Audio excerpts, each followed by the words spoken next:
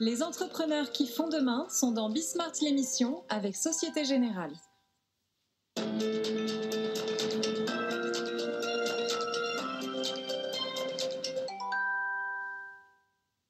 Bonsoir à tous, bienvenue dans Bismart l'émission. Rebondir après la crise, c'est le sujet qui nous préoccupe tous en ce moment. Alors ce soir, j'ai décidé d'aller chercher les conseils d'un champion olympique. On s'intéressera au secteur de l'aide à domicile, un secteur très sollicité pour les personnes âgées notamment, secteur d'avenir et pourtant très précaire. On parlera aussi rénovation énergétique. Elle pourrait générer des économies de l'ordre de 113 milliards d'euros en France d'ici à 2030. Alors comment l'accélérer concrètement? Et puis comme chaque vendredi, je vous proposerai de découvrir une nouvelle start-up. Aujourd'hui, il s'agit d'Outmind. C'est une start-up qui a créé un moteur de recherche interne pour les entreprises. C'est Bismart l'émission et c'est parti. Et pour commencer, je suis avec Edgar Gros-Piron. Bonjour. Bonjour. Vous êtes champion olympique de ski de boss en 92 et vous êtes surtout reconverti maintenant en conférencier auprès des entreprises depuis, je crois, une vingtaine d'années maintenant. Vous intervenez principalement sur les leviers qui sont la performance, la motivation. Et là, aujourd'hui, vous avez décidé de lancer des masterclass qui sont à destination du grand public. On va y revenir largement. Cette première masterclass, elle s'appelle « Rebondir après la crise ». Moi, j'aimerais avoir votre définition de la crise. Une belle opportunité à saisir. Je veux dire. Et oui. Vous voyez que le verre à moitié plein, en fait. Oui, je pense qu'il faut pouvoir profiter de ces situations pour se réinventer. Alors, pas à court terme, parce qu'à court terme, il faut parer à l'urgence, mais à moyen et long terme, je pense que ce sont toujours des belles opportunités. Mais tout le monde a les capacités de transformer une crise en opportunité. Enfin, je pense qu'il y a quand même des forces de caractère différentes, des gens qui ne sont pas câblés de la même façon, qui ne réagissent pas de la même façon, qui n'ont pas la même sensibilité. Oui, je pense que c'est exactement ce que vous dites. C'est une question d'état d'esprit. C'est-à-dire que oui, tout le monde peut rebondir sur des crises et en faire quelque chose, une opportunité. Et c'est d'abord et avant tout une question d'état d'esprit. Maintenant, vous me direz, est-ce que tout le monde peut avoir cet état d'esprit? Je dirais que c'est en fonction de l'énergie que chacun va avoir. Et c'est vrai que quand on a de l'énergie, de la motivation, quand on est, on a un niveau d'énergie élevé, et c'est quelque chose qui se construit et qui se cultive et qui se développe, on va plus facilement voir les opportunités dans des situations difficiles que quand on n'a pas d'énergie, où on va plutôt avoir tendance à broyer du noir. Donc effectivement, l'état d'esprit est un peu la conséquence de notre capacité à cultiver cette énergie. Alors j'ai vu que vous aviez dit, j'ai été confronté à des crises et j'aurais vraiment aimé accompagner pour en sortir plus vite et plus fort. Quel type de crise vous avez traversé pour pouvoir sortir aujourd'hui ces masterclass? Quelques-unes. Sur le plan professionnel, quand je skiais, des blessures. Ouais. J'aurais aimé être accompagné. Quand je dis ça, c'est pour éviter de tomber en fait et d'aller jusqu'à la blessure. C'est-à-dire de tomber, c'est-à-dire que voilà, de m'inscrire un peu dans une forme de routine, puis d'être obligé après de prendre des risques pour attraper le niveau. Et la prise de risque a généré la blessure. Et puis d'autres crises personnelles. Je suis divorcé, voilà, j'ai eu des échecs professionnels. J'avais déposé le bilan une fois dans une entreprise que j'avais fondée. Voilà, c'est des échecs qui sont venus inspirer cette masterclass. Aujourd'hui, vous pensez que l'échec en France n'est pas suffisamment valorisé? Oh, c'est jamais valorisé un échec. Le tout, c'est de regarder ce qu'il y a derrière, ce qu'on en apprend, ce qu'on peut en tirer. Parce que pour moi, si vous voulez, il y a l'erreur et l'échec. L'échec, c'est reproduire des erreurs. Mais faire des erreurs, c'est pas grave. J'ai participé à des compétitions, j'en ai fait des centaines, j'en ai perdu plus que j'en ai gagné. Je peux vous dire que perdre une course, c'est pas grave. Mais répéter les mêmes erreurs, ça conduit à l'échec. Et ça, c'est dommage, parce que ça veut dire qu'on n'a pas appris de ces erreurs.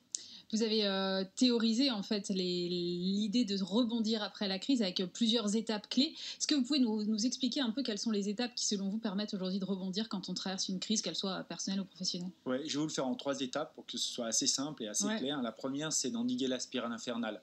Souvent, on rentre en crise et la crise éclate parce que les éléments qui la constituent vont être réunis. On va dire que les planètes sont alignées, mais dans le mauvais sens. Et la crise éclate. Endiguer une spirale infernale, si je prends l'exemple de ma blessure dans le sport, c'est que j'étais au top, j'étais devenu champion olympique, et petit à petit, je me suis installé dans le confort. J'ai arrêté de me remettre en question. J'ai pris un peu les choses comme elles venaient. J'ai oublié de refixer des objectifs. Et petit à petit, je me suis démotivé. Et cette démotivation m'a amené à un jour prendre des risques et me blesser. Endiguer la spirale infernale, c'est stopper ce processus dans lequel on procrastine, on est dans la zone de confort, on se trouve des excuses, etc. Et à un moment donné, l'accident, voilà, la crise frappe, l'accident survient. Et là, c'est le moment où, un petit peu comme ce qu'on a vécu assez récemment, on se retrouve à l'hôpital, on est tout seul, le téléphone ne sonne plus, et on est dans une forme de confinement intellectuel, mais physique aussi, on ne peut plus vraiment bouger. Et là, c'est le moment qui vient de reposer en fait des fondamentaux. Alors, il faut trouver des solutions à court terme pour vite se remettre sur pied, mais il faut aussi avoir une réflexion à moyen long terme sur qu'est-ce qu'on a envie de faire de notre vie, de notre carrière. Est-ce que j'arrête? Est-ce que je reprends? Est-ce que je prends une année sabbatique puis je reviendrai plus tard? Vient le temps en fait des décisions importantes pour pouvoir repartir sur des bases saines. Et pour moi, ça, c'est la deuxième phase. Et la troisième, quand on a reposé des bases saines, eh bien, c'est de repartir en conquête sur ces bases-là.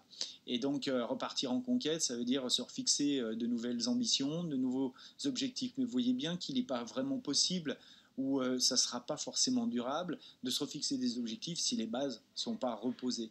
Et c'est là qu'en fait, chaque étape, on s'aperçoit que chaque étape est vraiment importante, qu'on ne peut pas vraiment les griller, qu'on ne peut pas rater les marches, parce que sinon, on va se les reprendre un peu plus tard, mais à puissance 10. Donc, j'ai voulu effectivement modéliser ce processus, mais j'ai rien inventé, parce que je me suis inspiré de travaux, notamment d'Elisabeth Kubler-Ross, qui est une psychologue américaine, qui a travaillé sur la courbe du deuil.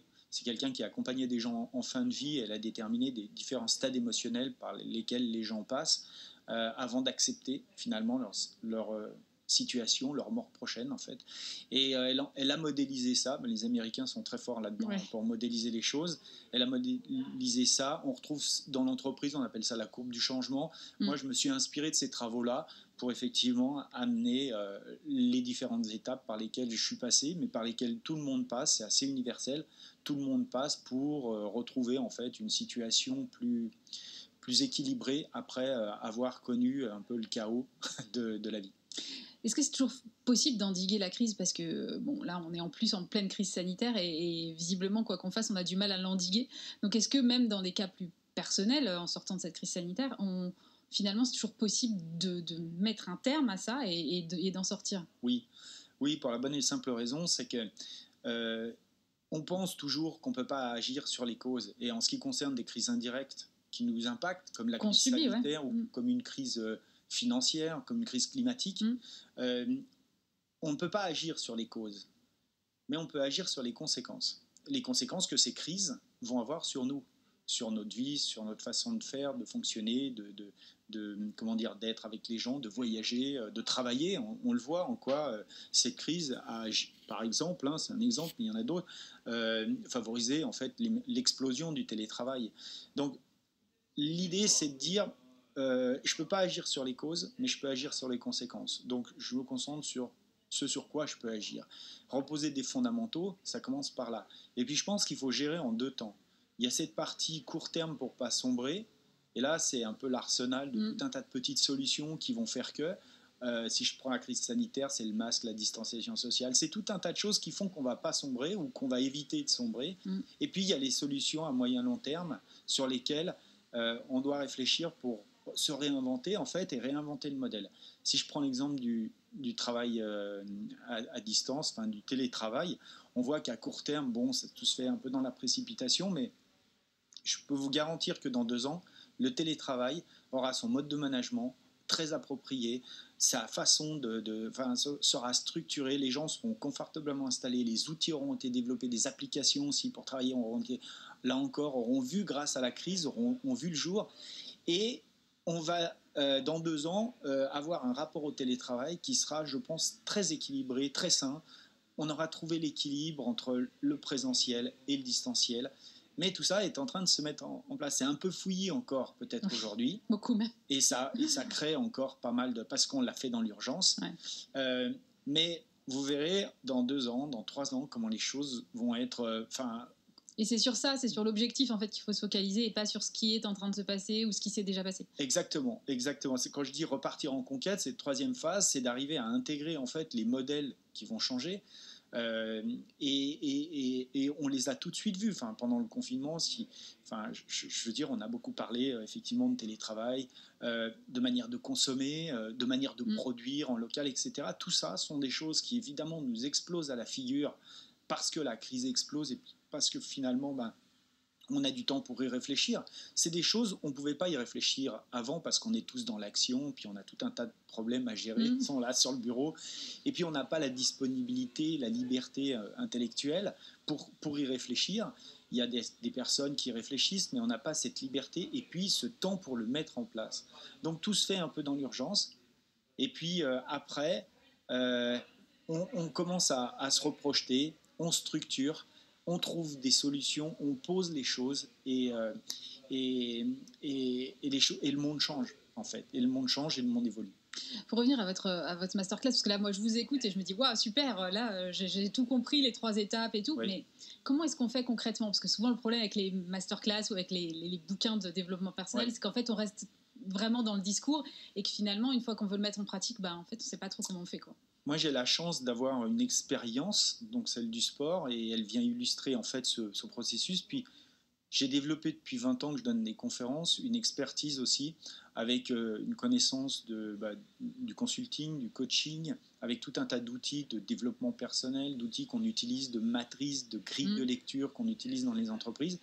Et j'ai sélectionné des outils qui doivent amener les gens, qui permettent en fait aux gens de mûrir leurs réflexions pour traverser étape par étape, pour traverser la crise. Et donc, vient avec les 10 vidéos que j'ai faites, ce que j'appelle un workbook, donc un cahier d'exercices, avec 12 ateliers de réflexion personnelle. Ça fait 30 pages et il y a tout un tas d'exercices qui permettent aux gens de se poser. Je peux vous donner des exemples. Je prends un question, par exemple, j'ai pris dans les formations au coaching un questionnaire de 5 questions qui permet de faire un diagnostic assez précis de sa situation. Où j'en suis, quelle est la situation, en quoi cette situation me pose problème, qu'est-ce qui se passe si je ne change rien, qu'est-ce que je peux faire à la place. Et donc, c'est des questionnements stratégiques qu'on connaît très bien dans le coaching et que je propose en fait aux gens pour qu'eux-mêmes fassent cette démarche. Je l'illustre en plus au travers des vidéos, à travers mon exemple. Tiens, si j'avais eu ce questionnaire à cette époque, voilà ce que j'aurais pu dire. Donc, j'alimente la réflexion que les gens peuvent avoir. Et il y a comme ça tout un tas d'outils ou de grilles de lecture qui permettent à chaque fois de franchir. Donc, il y a un côté pratique. Et je voulais qu'il y ait ce côté pratique parce que juste regarder les vidéos, c'est bien, mais ce n'est pas ce qui met en action. C'est quoi les leviers sur lesquels vous voulez travailler en fait? C'est vraiment la motivation de la personne en face? Oui, comme je vous disais, je pense que sortir de la crise, ce n'est pas une question de moyens, ni de chance, ce n'est pas le hasard non plus. C'est d'abord et avant tout une question d'état d'esprit. C'est-à-dire que vous ne pouvez pas sortir de la crise, vous ne pouvez pas endiguer une spirale infernale ou reposer des fondamentaux si vous vous considérez comme étant victime de la situation, si vous considérez que vous ne pouvez rien faire sur la situation parce que vous ne maîtrisez pas les causes de la crise. Et tant que vous ne prenez pas conscience que on a une forme de responsabilité, pas de la crise notamment sanitaire, mais de votre capacité à agir sur les conséquences et à dire mais finalement cette crise, qu'est-ce qu'elle fait? Elle révèle 2 choses, les forces et les vulnérabilités qui sont les miennes, de mon organisation, de mon système, de mes finances, de la manière dont j'ai structuré ma vie. Eh bien, cette crise vient révéler les forces et les vulnérabilités. Comment je fais pour capitaliser sur les forces et en même temps réduire mon exposition au risque, mes vulnérabilités pour demain? Parce que, en fait, c'est en ça que c'est pour moi une opportunité, une crise. C'est sortir plus fort. Ça ne veut pas dire être plus fort. Oui, j'ai bien compris physiquement. C'est pas le sujet du tout. Ça veut dire être plus fort face à d'autres crises. C'est-à-dire être capable la prochaine fois. C'est ça l'objectif en fait, c'est de ne plus avoir peur de ce qui peut arriver. De franchir les obstacles, exactement. Et regardez, si on prend les personnels soignants qui ont vécu ces crises de plein fouet dans leur métier, pendant le confinement. Qu'est-ce qu'ils ont demandé à la sortie? Des applaudissements? Super, j'en étais très content. La prime de 1 500 €? Ok, mais c'était pas leur demande. Leur demande, c'était plus d'effectifs, meilleure valorisation de leur travail, plus de moyens pour travailler, plus de lits. Voilà. Qu'est-ce qu'ils demandent quand ils demandent ça? Ils demandent pas à ce que demain il n'y ait plus de crise. Ils demandent à ce que demain, s'il y a une nouvelle crise, s'il y a une nouvelle vague, ils soient en capacité de l'absorber. Et c'est ça, en fait, réduire son exposition au risque ou à nos vulnérabilités, c'est être en mesure demain d'accueillir et de ne pas se faire submerger, sans se faire submerger d'une nouvelle crise. Vous avez l'habitude d'intervenir dans des entreprises où à chaque fois, j'imagine que vous modulez le discours en fonction de la problématique qui vous est posée en face, de la typologie de l'entreprise. Là, on est sur du 100% digital, prêt à consommer, entre guillemets, pour des particuliers. Alors, c'est pas du tout la même chose. Et comment pas tomber dans des banalités, justement, avec un discours tout prêt et qui finalement ne s'adapte pas nécessairement à la personne que vous avez en face? Elle ne s'adapte pas à la personne, elle s'adapte à une situation. En fait, la masterclass décrit une situation, un processus étape par étape par lequel tout le monde passe quand il traverse une crise, qu'elle soit personnelle, professionnelle, directe, je sais pas, un licenciement ou indirect, une crise sanitaire. On passe tous par ce processus. Et effectivement, mon expérience sur ce sujet n'est qu'un prétexte pour illustrer le processus. Et les outils que je propose doivent booster les gens pour arriver à traverser le processus sans faire les erreurs qu'on peut commettre. C'est-à-dire, par exemple, ce que je disais tout à l'heure, s'inscrire un peu dans une posture de victime face à une situation qu'on peut pas gérer. C'est un exemple, et il y en a sans doute beaucoup d'autres. Donc l'idée, c'est effectivement d'illustrer ce processus et d'accompagner les gens dans quelque chose qui est, assez universel. Alors, tout le monde va pas passer va pas être, impacté par les étapes de la même manière. Mais ce qui est sûr, c'est qu'on passe tous par là. Le chemin est le même pour tout le monde. Ouais. Sauf que, peut-être qu'il y a des gens qui arriveront plus facilement à endiguer la spirale infernale, d'autres plus facilement à reposer des fondamentaux, et puis d'autres plus facilement à rebondir. Mais ce que je veux dire par là, c'est que cette masterclass est suffisamment construite, structurée, pour permettre à tout un chacun de franchir. Et c'est effectivement différent des conférences que je donne en entreprise, qui d'abord là s'adressent à des groupes, à un collectif, et qui va tenir compte de plusieurs choses. L'entreprise, son histoire, son métier, le contexte dans lequel elle évolue, les enjeux du séminaire et les messages qu'un patron veut faire passer à ses équipes. Et donc, moi, je vais venir illustrer ça à travers ce que j'ai vécu. Donc, c'est pas du tout la même chose que la masterclass. Mais ce que je peux vous dire, c'est que j'ai des coachs qui aujourd'hui accompagnent leurs clients, leurs coachés, en s'appuyant sur la masterclass comme un support pour dire tiens, et qu'est-ce que tu en penses, comment tu réfléchis par rapport à ce qui est dit. Et donc, en fait, ça devient un outil aussi de coaching, cette masterclass. Donc, je trouve ça assez chouette, parce que ça veut dire que sur le processus, j'ai vu juste. Pourquoi vous êtes tourné d'un coup vers les particuliers, alors que ça fait 20 ans que finalement vous occupiez des entreprises? Parce que, je veux dire qu'il y a 3 choses. La première, c'est qu'à chaque fois que je donne une conférence, j'ai des gens avec qui je discute derrière qui me disent « Ah, j'aurais adoré que mes enfants vous entendent, que ma femme vous entende, que mon pote là vous entende parce qu'il est dans la situation de… » Voilà. Et je me dis « Ah, c'est assez frustrant, parce que je sais que j'ai un contenu et des connaissances qui peuvent être aussi accessibles aux particuliers. » Donc, il y avait un peu cette frustration. La deuxième, c'est ma femme qui, pendant le confinement, me dit tu devrais faire des masterclass, regarde, j'ai fait ça. Et donc, je découvre un petit peu le modèle. Et puis la troisième, le confinement, j'ai laissé pendant un mois, j'ai absolument rien fait. Parce que je m'étais dit, si on t'offrait un mois ou deux à ne rien faire, est-ce que tu prendrais?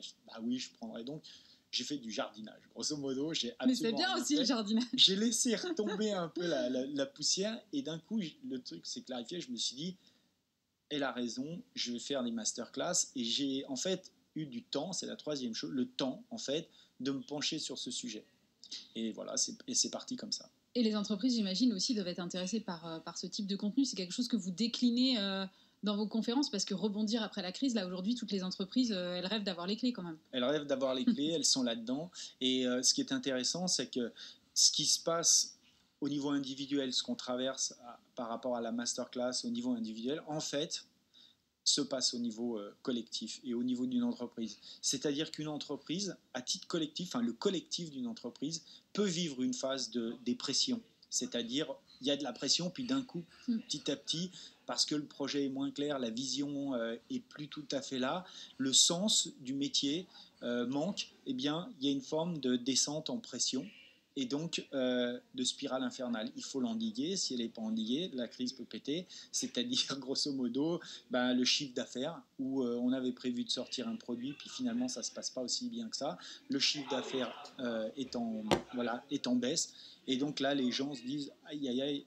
Et c'est là qu'il faut reposer les fondamentaux et ensuite repartir. Donc, ce qui se passe au niveau individuel se passe au niveau collectif. Et d'ailleurs, même, je dirais que ce qui m'a été inspiré pour la masterclass provient de mon expérience et de ce que j'ai vu dans le monde de l'entreprise. Mais quand vous dites que finalement les crises sont aussi des opportunités, enfin nous on voit beaucoup ici passer de chefs d'entreprise et ils ont à peu près tous, à part des secteurs ultra particuliers type restauration, globalement ils ont tous envie de rebondir, d'aller chercher des opportunités, de faire des acquisitions de croissance externe. Enfin, il y a quand même un état. Effectivement, je vous rejoins sur l'état d'esprit. Je crois qu'il y a vraiment un état d'esprit aussi qui se retrouve beaucoup dans l'entrepreneuriat pour le coup. Oui, mais vous verrez, que ce soit dans la restauration ou ailleurs, dans l'événementiel ou ailleurs, vous verrez des gens qui vont rebondir beaucoup plus vite, beaucoup plus haut que d'autres. Parce que c'est une question d'état d'esprit. Ce n'est pas du tout une question de marché. Ce n'est pas une question de secteur d'activité. Ce qui est sûr, c'est que, et ça c'est Paul Sulitzer qui disait que dans les crises, il y a les gros maigrissent et les petits meurent, mais je ne suis pas sûr de ça. Parce qu'en fait, les petits sont plus agiles, ont moins de charge, ont une capacité. Et je vais vous donner un petit exemple d'une petite boîte qui fait de l'événementiel, qui en fait s'est mis à créer en fait des escape games digitaux et à proposer ça à leurs entreprises. Et à l'heure du télétravail, être capable d'amener un produit un peu ludique où tout se passe sur Internet, le truc explose. C'est une boîte d'événements, organisation d'événements d'entreprise qui a basculé en un mois sur le digital avec un produit qui cartonne. Voilà, c'est un petit, mais les gars ont été suffisamment, ils ont investi de l'argent. Les gars ont été suffisamment malins pour se dire ce qu'on fait, un escape game physique peut se passer sur le digital. On y va, on investit les moyens, on communique, on fait savoir et le truc marche. Vous avez l'intention d'en faire d'autres, des masterclass sur d'autres thématiques? Oui, il y a 4 grandes thématiques qui sont des situations de vie que j'ai croisées et qui peuvent être l'objet d'une masterclass. Donc là, j'ai fait le rebond après la crise. Après, quand j'ai réussi à rebondir après ma crise, c'est-à-dire je suis redevenu champion du monde, j'ai mis un terme à ma carrière. On parle beaucoup de changer de vie aujourd'hui. Ouais, énormément. C'est un vrai sujet.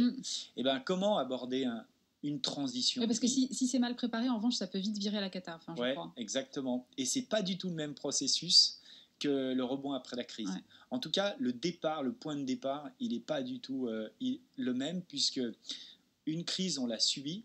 C'est pas parce qu'on l'a subie qu'on ne peut pas agir dessus, mais on l'a subie. Alors qu'un changement de vie, en général, il est choisi. Il est choisi. Ouais. Et c'est bien la différence. Et d'ailleurs, si on me dit, ouais, mais des fois, non, si c'est subi, c'est une crise. Mais si c'est choisi, c'est un changement de vie, c'est une reconversion. C'est plus la même chose. Et on ne capitalise pas sur les mêmes choses. Donc, je suis en train de bosser là-dessus. Et puis, il y en a deux autres. Il y en a une, c'est partir en conquête de ses rêves. C'est ce que j'ai fait à l'âge de 14 ans jusqu'à 22 ans. Et y a on peut le faire à n'importe quel âge, ça? Ouais. C'est ça qui est génial. et d'ailleurs, j'ai fait un sondage sur LinkedIn pour savoir quelle était la prochaine masterclass que les gens voulaient. Je leur laissais le choix. Et Et tout le monde, tous les âges m'ont dit le rêve, la conquête de ses rêves. On a envie de ça. Donc il y a partir à la conquête de ses rêves. Là aussi, ça comprend des particularités bien spécifiques. Et ensuite, c'est quand vous avez réalisé un rêve, comment vous faites pour rester au top? Quand vous êtes champion, vous êtes monté sur le podium, comment vous faites pour rester? Parce que il y a une vraie question à ce niveau-là. Pérenniser ses performances, c'est difficile parce que ça exige de se réinventer alors qu'on a des marges de manœuvre qui sont bien plus réduites puisque vous êtes au top. Donc, par définition, les progrès sont plus difficiles à aller chercher. En même temps, les exigences sont bien plus élevées. Ouais. Hein, moi, quand je suis devenu champion du monde, avant, je gagnais une Coupe du Monde, c'était un exploit. Après, c'est normal. Vous voyez Oui. Et comment vous faites pour vous réinventer dans des situations où vos marges de progrès sont plus très grandes et où les exigences des gens sont encore plus élevées. Donc, vous voyez, c'est des situations de vie auxquelles des entreprises sont confrontées. Ça fait 20 ans que j'en parle en entreprise, mais des individus aussi sont confrontés et où les masterclass vont permettre vont voir le jour. Mais en plus, il y a d'autres trucs, c'est qu'il faut des compétences particulières ou des aptitudes particulières comme la confiance en soi, dans certains cas du charisme, du leadership. Et je vais faire des workshops dédiés, 1h30, avec beaucoup de travail de développement personnel là-dessus. Donc vous voyez, il y aura des masterclass, des workshops, tout ça. J'en ai pour minimum 2-3 ans de boulot là. Et ce projet-là, j'étais tranquille, peinard, à jardiner chez moi. Et ça vous est tombé dessus. Et là, d'un coup, je veux dire, quand je dis que les gens, enfin, il y a des gens qui ont des projets et il y a des gens qui ont des problèmes. Et les gens qui ont des projets sont plus motivés que les gens qui ont des problèmes. Voilà. Et là, moi, je suis sur un projet, mais ça me donne une motivation d'enfer. Cette motivation, je ne suis pas né avec. C'est que là, en ce moment, je suis sur un projet dingue. Quand j'étais dans mon sport, j'étais sur des projets dingues. À chaque fois que je voulais lancer des boîtes, c'est des projets dingues. Et à chaque fois, ça correspond exactement aux périodes où je me levais le matin avec la banane, avec l'envie, etc. Bon, vous viendrez nous reparler de tout ça quand ça aura avancé. Avec grand plaisir. Merci beaucoup, Edgar Courtiron. Merci.